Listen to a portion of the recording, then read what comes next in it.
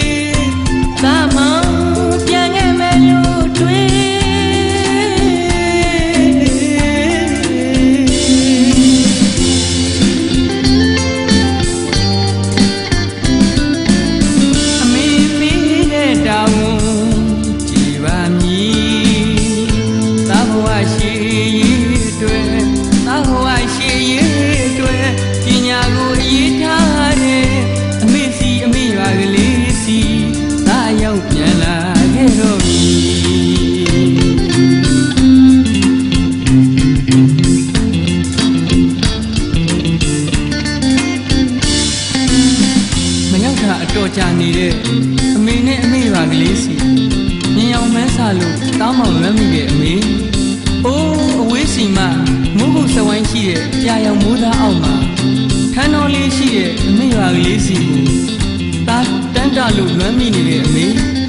အိုးငယ်စဉ်ကလေးဘဝတုန်းကဆိုရင်အမေနဲ့အတူလေးမိကိုလှော်ရင်းလဲတဲ့ဆင်းတာတွေတောင်းမောင်တတိယမိတဲ့အမေရဲ့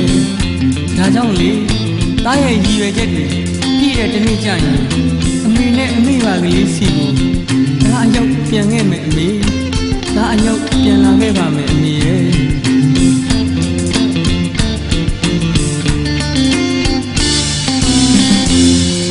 ဒီအချိန်ဆိုတို့ရွာကချောင်းကလေးအတွင်မှာလေကလေးစီလို့ပြောနေရရော့မြည်ဝါလူဝါကောင်းရေတွေဖုံးလေကလေးစီလို့ကြောင်းတက်ရပါသည်ငယ်စဉ်ဘဝပြန်တွေးမိရင်အမေနဲ့တူဒီကိုလော်ရင်လဲတဲ့စင်နာတရိယာမိသေး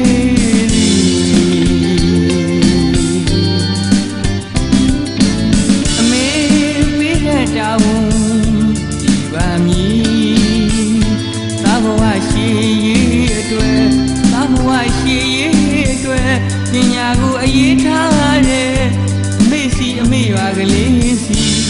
သာအယောင်ပြန်လာ